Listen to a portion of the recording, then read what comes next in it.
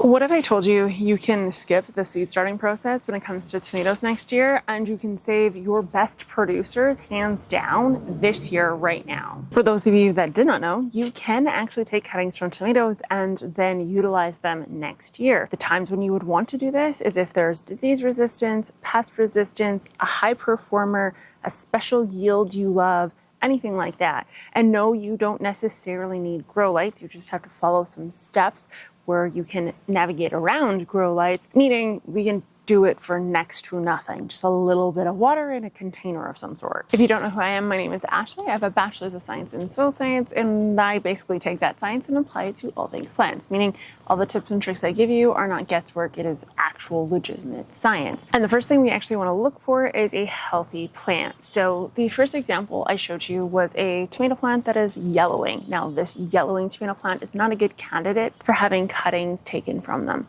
However, something that's green and vibrant, such as this patch right here, would be an awesome choice. Now, what you want to do is you want to remove somewhere around 6 to 8 inches, and you want to remove, in particular, the leading edge of the growth. So we don't want to necessarily take suckers from lower. We want to take from the main stem, and we want to take 6 to 8 inches from the top.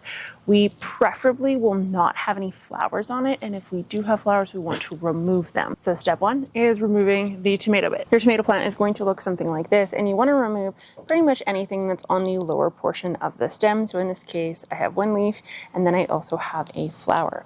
That's going to leave me with some leaves up here. You could go with even less if you wanted to, but in this case, this is how much we are going to go with.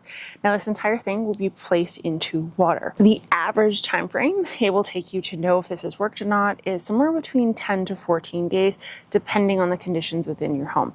The warmer your house, the faster or closer to 10 days you will get. The cooler your house, the closer or later it will end up closer to the 14-day mark. So number one, let's talk about the photosynthetic demand of tomatoes, because we do know that tomatoes' demand for light is incredibly high. So a consistent photo period somewhere between 12 and 16 hours is ideally what you would get for a tomato, and it would be what we consider bright light or bright indirect light. The absolute minimum is 200 to 400 unimoles per meter per something. What that means is just your average grow light will be just fine. So here's the thing. Let's first look at the non-benefits of using a grow light and then how we would manage this without a grow light.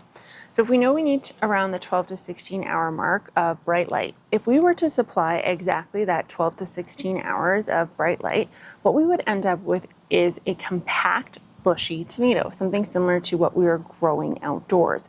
Now, what will happen eventually is that it will grow taller and it will have more foliage. This excessive level of foliage could end up causing issues if you don't have enough space to manage it, meaning you would have to then prune it and start from a cutting once again, or in some cases, it may just get so tall. And if you don't have a vertical light and you have just a horizontal light, the lower canopy is going to turn yellow and kind of die off and get leggy. That's pretty normal.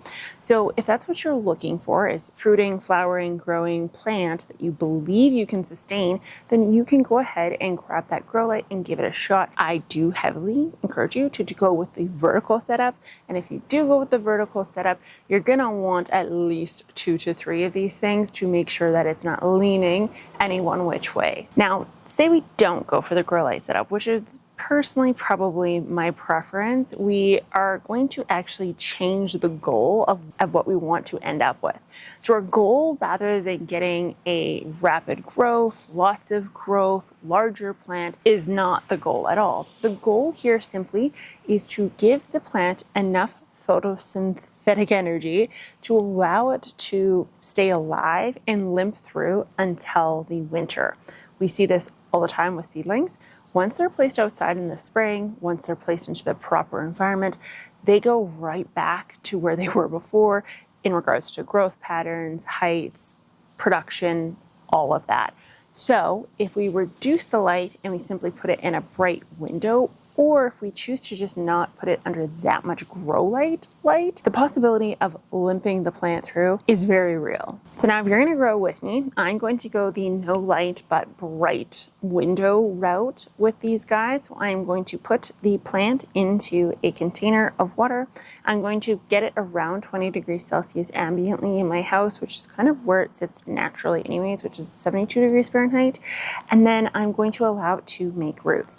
Once it has made roots, I'm going to pot it up into fresh, clean potting soil, not stuff from outside, because I want to avoid any pest issues that may occur from bringing outdoor soil inside.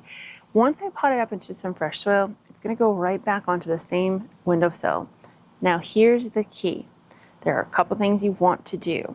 Number one is we want to rotate it a quarter turn, so 90 degrees every week. So every Saturday, when we go to check on the plant, see if it needs water, whatever, we're going to move it 90 degrees. This means over a month period, all four sides will eventually get some form of light, and so we won't end up with a plant that is heavy on foliage on one side and not on the other. Number two is that I'm going to put it beside a window that ideally isn't perfect. And what I mean by this is that it kind of maybe gets a little bit of a draft through. The reason for this is if I can get that plant ambiently somewhere around the 15 degrees Celsius mark, I can actually slow down growth, which means I'm slowing down its photosynthetic demand, which in turn means I get less leggy growth, less spindly growth, and I have a lowered potential for pest issues that may arise due to a plant that isn't doing the best at this point in time. That will help me reduce legginess enormously. So if you guys want to grow alongside me, then grab your cuttings, pop them in some water, and then I'll post on Instagram when I actually move them into soil, what kind of soil I move them into, and what kind of conditions I decide to place them in, etc. and so forth. We'll run some experiments. I'll put some under light, some in windowsills, and some with a combination of the two to see which ones turned out the best. But ultimately, it's a great way to save when it comes to seeds in regards to time, seed starting equipment, lighting, all that sort of stuff, because I can guarantee you it'll turn around and meet the ones you start from seed right where they are. I want to thank you guys so much for watching, and I will talk to you guys next time. Bye.